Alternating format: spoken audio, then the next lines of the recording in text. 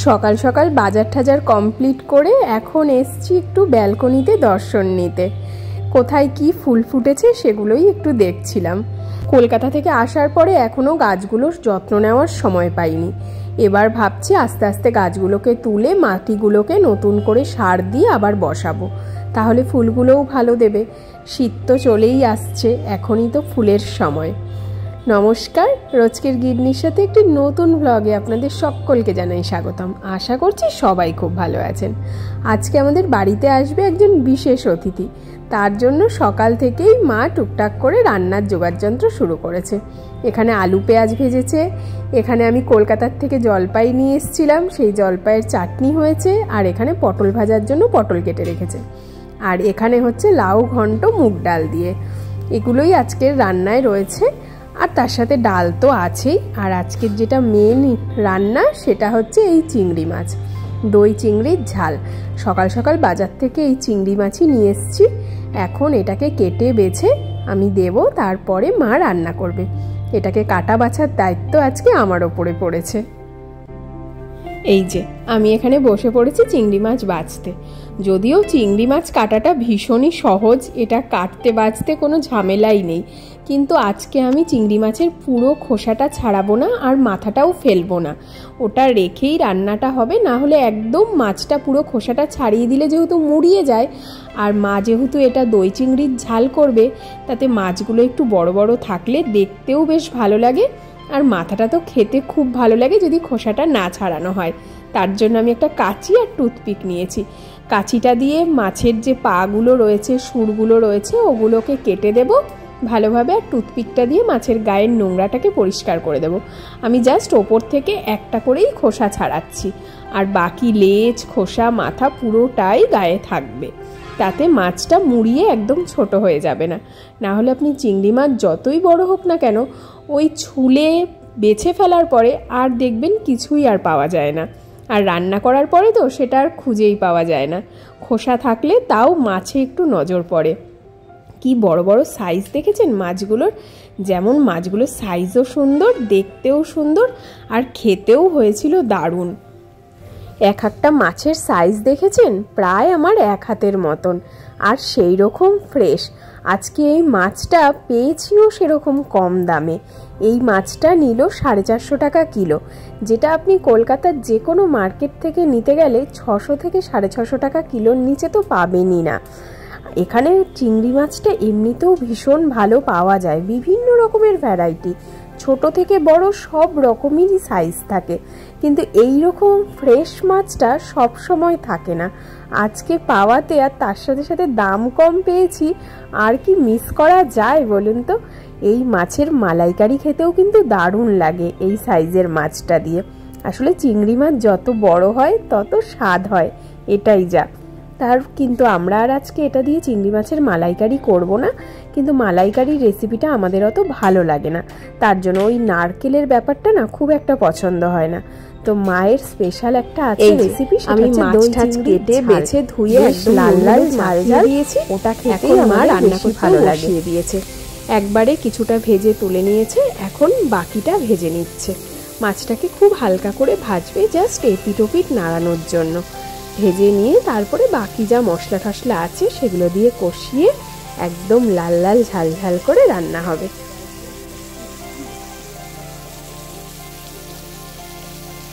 মাছ সব ভেজে তোলা মায়ের কমপ্লিট। এখন ওই কড়াইতেই আরও কিছুটা তেল দিয়ে দিয়েছে, তার মধ্যে এখন দিয়ে দিচ্ছে বেশ খানিক গোটা গরম মশলা। মাছটাও তো পরিমাণটা অনেক, আর তার সাথে সাথে এই মাছটা রান্না করতে তেলটা একটুখানি বেশি পরিমাণেই লাগে, মা সেটাই বলে।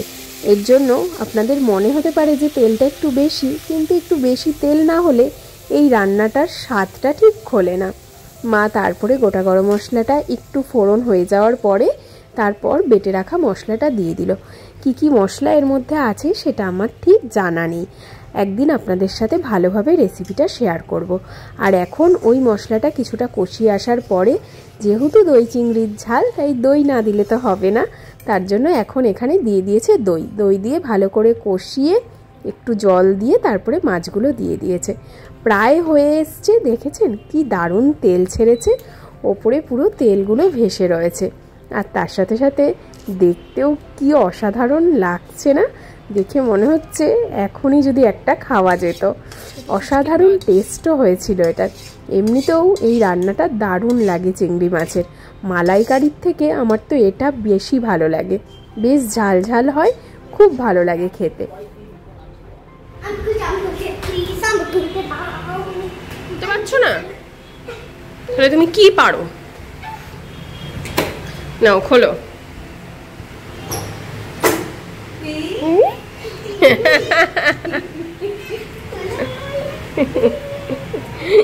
এই যে যার জন্য সকাল থেকে এত অপেক্ষা করা, চলে এসছেন তিনি, আমার একমাত্র ননদিনী। আর তার সাথে সাথে নিয়ে এসছে ঝুলি ভরে জিনিস, যা যা বলে দিয়েছি সব দেখে দেখে নিয়ে এসছে। কাটোয়ার ডাটা, মিষ্টি, আর তার সাথে এটা হচ্ছে মাটন। আসলে আমরা যখনই কলকাতার থেকে আসি না কেন একটু করে মাটন হাতে করে নিয়ে আসি। আসলে ওখানের মতন মাটনটা এখানে পাই না। আর তার সাথে সাথে মিষ্টি তো আছেই, ওখানকার ক্ষীরকদম, সীতাভোগ ওর দাদার প্রিয়, ওর দাদার জন্য এনেছে সীতাভোগ আর আমাদের জন্য এনেছে ক্ষীরকদম, আর তার সাথে এনেছে কাটোয়ার ডাটা। আসলে যে জিনিসগুলো এখানে আমরা পাই না হাজার খুঁজলেও, সেই জিনিসগুলো যখনই যে কলকাতার থেকে আসে না কেন তাদেরকে বলি একটু করে নিয়ে আসতে। এই যেরকম একটুখানি মিষ্টি, এই ডাটার শাক, একটু হাঁসের ডিম, আর তার সাথে মাটন, যতটুকুনি হয় একটু নিয়ে আসলে পরে কটা দিন তো খাওয়া যায়, সেটাই মনে হয় অনেক তৃপ্তি। আর এই যে আমার ছানা আনন্দে অস্থির হয়ে পড়েছে, কি করবে পিপিকে নিয়ে সে ভেবে পাচ্ছে না। তাও তো দাদা ভাই পিসু নেই, তারা দুজন যদি আসতেন তাকে আর ধরে রাখা যেত না। আসলে পিসু আর দাদা ভাই দুজনের কেউই আসতে পারেনি, কারণ দাদা ভাইয়ের দুদিন পর থেকেই এক্সাম স্টার্ট হবে। তার জন্য আর এই জার্নিটাও এত দূরেরটা নিতে পারবে না বলে তাই আর ওকে নিয়ে আসা হয়নি। পিপি একাই এসছে দুদিনের জন্য, আর তার সাথে নিয়ে এসছে এই যে ইনার জন্য খেলনা। আর এই বন্দুক পেয়ে সে তো খুশিতে আরও অস্থির। এই বন্দুক নিয়েই সে তার এখন লাস্ট দুদিন চলবে, এটা নিয়ে খাবে, এটা নিয়ে ঘুমোবে, এমনকি বাথরুমেও যাবে এই বন্দুক নিয়ে। চলুন, অনেকটা টাইম মাঝখানে পেরিয়ে গেছে, স্নান টান করে সবাই ফ্রেশ হয়ে গেছি, এখন খেতে বসবো। ও অনেকটা জার্নি করে এসছে, সেই সকালের ট্রেন ছিল, সকালবেলায় সেইভাবে কিছু না খেয়েই ট্রেনে উঠতে হয়েছে, কারণ ট্রেন জার্নি থাকলে দেখবেন সকালে আর সেইভাবে কিছুই খাওয়া হয় না যদি সকালের ট্রেন থাকে। তো এখন একটু পেট ভরে গরম গরম ভাত, এই লেবুর ডাল, চিংড়ি মাছ, লাউ ঘন্ট, পটল ভাজা, আলু ভাজা, ডিম সিদ্ধ, চাটনি জলপাইয়ের, এই হচ্ছে আজকে দুপুরের লাঞ্চ। চলুন তাহলে খাওয়া দাওয়াটা আগে কমপ্লিট করা যাক। এই যে থালা গোছানো আমার কমপ্লিট, আর আমার ননদিনী এখানে এখন স্নান টান করে বসেছে টিভি দেখতে। একটা মুভি চালিয়ে দেখব আর তার সাথে লাঞ্চটা করব। ভাবলাম সবাই মিলে একসাথে বসে লাঞ্চ করব, তার দাদার তো কোনো খোঁজই নেই, সে এখনও কাজ নিয়ে ব্যস্ত। আমি বললাম আর দাদার জন্য ওয়েট করে লাভ নেই, চলো আমরা দুজন মিলেই এখন এখানে বসে খেয়ে নিই, তারপর নাই টাইম কাটানো যাবে সবাই মিলে একসাথে।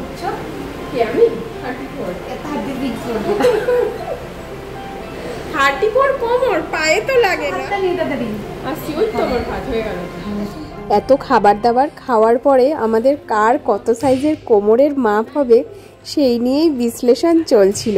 যাই হোক, সব বিশ্লেষণ কমপ্লিট করে এখন ননদ বৌদি দুজনে মিলে বসে গেছি একসাথে খেতে।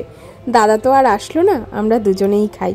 খাওয়া দাওয়া কমপ্লিট করে এখন যাচ্ছি কচু বনে কচুর শাক তুলতে, কারণ বাড়িতে ইলিশ মাছের মাথা রয়েছে, তাই দিয়ে কালকে হবে কচুর শাক। কালকে ভাইফোঁটা স্পেশাল খাবার দাবার হবে বলে এর জন্য কচু বনে কচুর শাক তুলতে যাচ্ছি। আমি বলছি খাবো যখন সবাই, আমি একা কেন যাব, তুমিও আমার সাথে চলো। ওর দাদা আর আজকে যাচ্ছে না, বললো তোরা দুই জঙ্গলি মিলেই যা জঙ্গলে, আমি আর তোদের সাথে যাচ্ছি না, কারণ লোকে যদি তাড়া দেয় তাহলে আমি আর তোদেরকে চিনি না, সেই ভয়তে সে আর আসেনি। আর এখানে আমরা বাগানে এসে দেখছি অর্ধেক কচুর শাক সব কেটে মেরে ফেলেছে। দেখুন এই সামনেটায় পুরো কচু বাগানে ভরা ছিল, সেগুলো সব কেটে কেটে ফেলে দিয়েছে। এখন সেই দূরে দূরে যেতে হবে। আর এসে নিয়ে এই মহিলাকে দেখছি এখান থেকে মাছ ধরছে। এখানে ছোট ছোট কই মাছ, শোল মাছ, এই সমস্ত মাছ পাওয়া যায়। এরা এখানকার লোকাল ভাষায় কথা বলছে।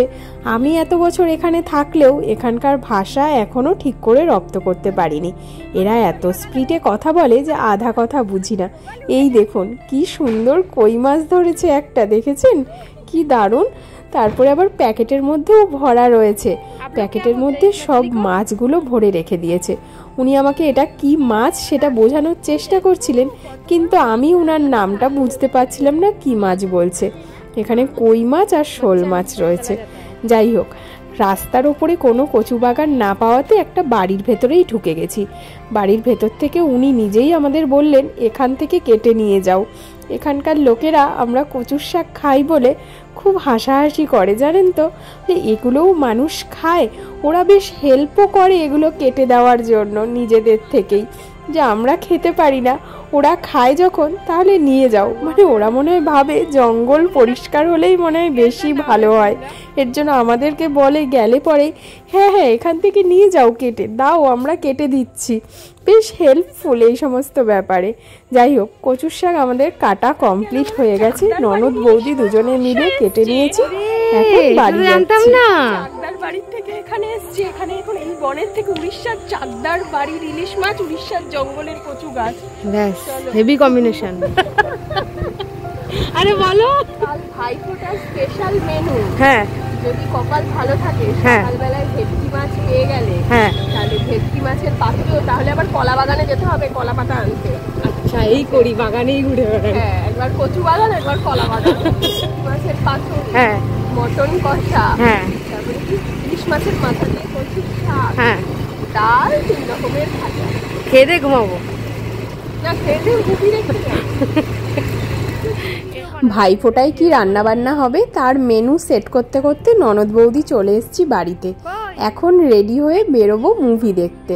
এই যে বেরিয়ে পড়েছি আমরা রেডি ঠেডি হয়ে, এখন যাচ্ছি 4 জনে মিলে মুভি দেখতে। একটা স্কুটিতে 4 জন মিলে যাব এখন ভুলভুলাইয়া দেখতে। পরপর 2টো মুভি দেখার আছে। আজকে ভুলভুলিয়াটা দেখব, আর কালকে ইচ্ছে আছে সিঙ্গাম এগেইনটা দেখার। একটা এইটুখানি স্কুটিতে এখন 4 জন মিলে চেপে চুপে চললাম মুভি দেখার জন্য। কারোর এখানে ঠিক মতন জায়গা হচ্ছে না, কে যে কোথায় বসে আছে আর কে যে কোথা থেকে ঝুলছে সেটা শুধু আমরাই জানি।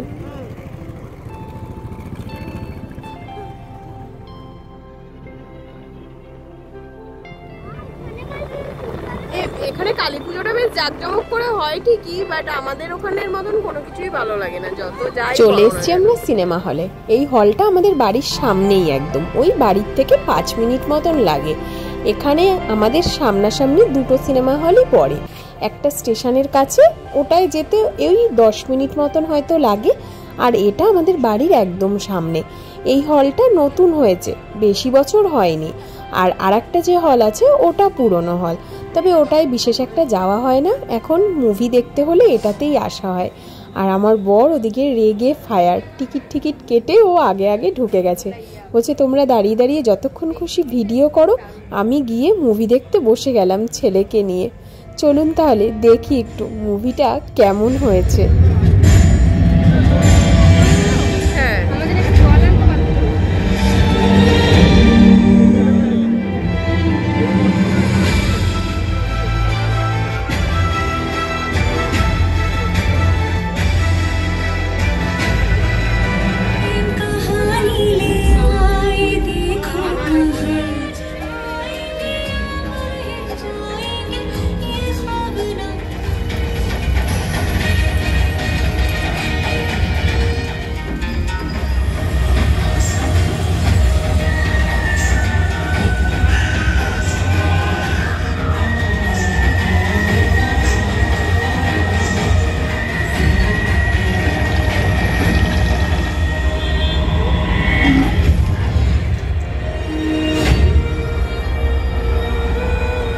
इतनी गरीबी तो सोमालिया में भी नहीं होगी।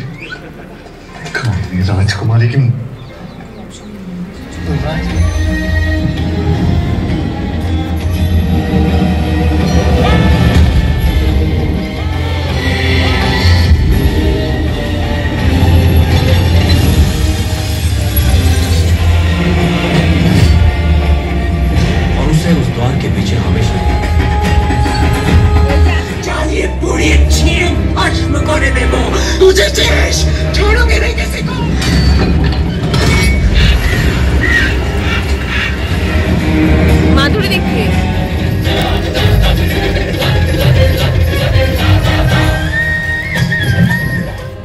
আমরা প্রায় শেষ পর্যায়ে পৌঁছে গেছি। খুব একটা ভালো না হলেও ওই সময় কাটানোর জন্য ঠিক আছে, বেশ কমেডিয়ান ছিল ব্যাপারটা। ভয়ের থেকে বেশি হাসিটাই বেশি হয়েছে। যাই হোক, আমার কাছে আগের পার্টগুলো এর বেশি ভালো লেগেছে এই পার্টটার থেকে। ভুলভুলাইয়ার আগের পার্টগুলো অনেক বেশি সুন্দর ছিল, বাট এটা যতটা এক্সপেক্ট করা গিয়েছিল ততটা হয়নি, কমেডিটা একটু বেশি হয়ে গেছে।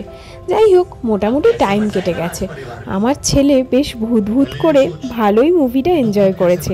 অন্যান্য সময় তো লাফিয়ে লাফিয়ে চলে যায়, কখনো ওকে নিয়ে ঠিকঠাক করে হলে গিয়ে মুভি দেখা হয় না। তবে এই মুভিটা ও বেশ ভালো এনজয় করেছে, এটাই আমাদের শান্তি। চলুন, মুভি শেষ, এবার বেরোনো যাক। বেরিয়ে টুকটাক একটু ঠাকুর দেখে তারপর আমরা বাড়ি ফিরবো। এখানে কালী পুজোটা বেশ জাঁকজমক করে হয়। দুর্গা পুজো এখানে বিশেষ একটা হয় না, ওই গণেশ পুজো আর কালী পুজো, এই দুটো পুজো ওরা অনেক দিন ধরে সেলিব্রেট করে। গণেশ পুজোটা অতটা বড় না হলেও বেশ জায়গায় জায়গায় করে পুজো হয়, আর সারা রাস্তা জুড়ে লাইটিং থাকে। সেরকম কালী পুজোও যথেষ্ট বড় বড় প্যান্ডেলও হয়, আর তার সাথে সাথে এইরকম সারা রাস্তা জুড়ে লাইটিং, তারপরে গিয়ে মেলা বসে জায়গায় জায়গায়, বেশ ভালো। এখানকার মূর্তিগুলোও দেখুন আমাদের ওখানকার থেকে একদম আলাদা টাইপসের হয়, বেশ অন্যরকম দেখতে, ভালোই লাগে বেশ দেখতে। এই প্যান্ডেলটিও বেশ সুন্দর করেছে, বেশ বড় হয়েছিল প্যান্ডেলটা। প্যান্ডেল থেকে বেরিয়েই আমাদের চোখ পড়েছে মেয়েদের সবচেয়ে বড় ইমোশন, এই চুড়ির দোকান। চুড়ি হোক বা গয়নাগাটি হোক বা সাজার জিনিসের দোকান, সামনে থাকলে সেখানে মেয়েরা একটু দাঁড়িয়ে ঢু দেবে না, সেটা কি হয় কখনো? দুজনে মিলে দাঁড়িয়ে একটু উল্টে পাল্টে দেখছিলাম, নেব কি না জানি না, একটুখানি দেখে নিচ্ছিলাম। রাজীবকে দেখানোতে ও বলল খুব একটা ভালো লাগছে না, দু একটা পরে দেখাতে, কোনোটা নাই ছোট হচ্ছে, কোনোটা আবার বড় হচ্ছে। তারপরে রেখে দিয়ে চলে এলাম, আলটিমেটলি কিছুই নেওয়া হলো না। তারপর এসছি এর উল্টো দিকেই আর একটা প্যান্ডেল হয়েছিল, সেখানের ঠাকুরটা দেখতে। এই ঠাকুরটা দেখে এইবার আমরা বাড়ি ফিরবো। অনেকটা রাতও হয়ে যাচ্ছে, বাড়িতে গিয়ে রয়েছে দুনিয়ার রান্না করা। কালকে সন্ধেবেলায় তান্দুরি হবে, তার জন্য এখন ম্যারিনেট করে রাখতে হবে, তার সাথে আজকে রাতের ডিনার হাতে হাতে করে সবাই মিলে করে নেব। তাহলে আর কি, চলুন আজকের ভিডিওটা এখানে শেষ করছি। আবার আপনাদের সাথে দেখা হচ্ছে নেক্সট দিন, নেক্সট আরেকটি ভিডিও নিয়ে। ততক্ষণ সবাই ভালো থাকবেন, সুস্থ থাকবেন। আর আজকের এই ভিডিও যদি ভালো লাগে তাহলে অবশ্যই একটা লাইক আর কমেন্ট করে আমাকে জানাবেন। তাহলে আজকের জন্য টাটা।